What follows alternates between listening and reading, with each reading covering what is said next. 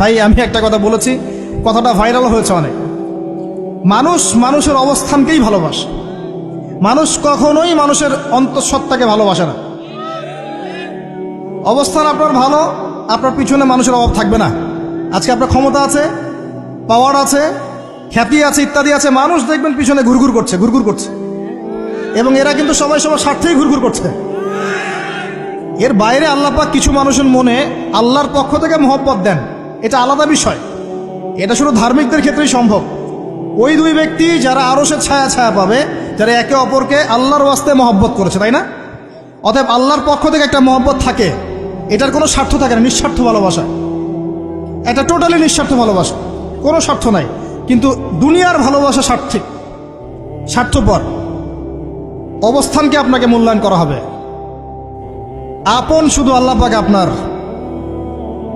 আল্লাহর জন্যে যার যার হক তাকে তাকে দিয়ে দেন, নিজের হক আল্লাহর কাছে চেয়ে নেন, আপনি সুখে থাকবেন ইনশাআল্লাহ। এর চেয়ে কোনো ফিলোসফি নাই দুনিয়াতে সুখে থাকা। আপনি মানুষকে সন্তুষ্ট করতে পারবেন না, পরিবার, বাবা মা, ছেলে মেয়ে, বউ বাচ্চা, কাউকে সন্তুষ্ট করতে পারবেন না। 100% আপনি কাউকে সন্তুষ্ট করতে পারবেন না। সারা জীবন করে যাবেন, আপনার বিরুদ্ধে অভিযোগ থেকেই যাবে। শুধু আল্লাহ রাব্বুল আলামিন অপেক্ষা করে বসে আছেন। এই বসে আছেন কথাটাকে আবার ভাইরাল করে বিতর্কিত করেন না।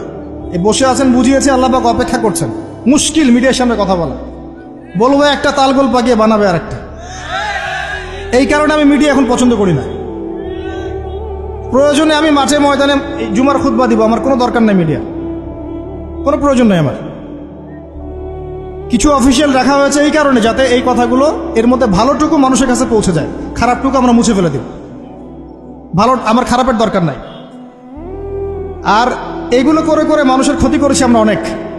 দিন দিন আলেম ওলামাদের সংখ্যা এই বাংলার মাটি থেকে কমে গেছে।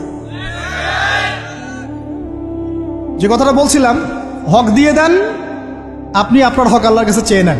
মানুষকে আপনি সুখী করতে পারবেন না। আল্লাহ পাক অপেক্ষা করছেন আপনার জন্যে।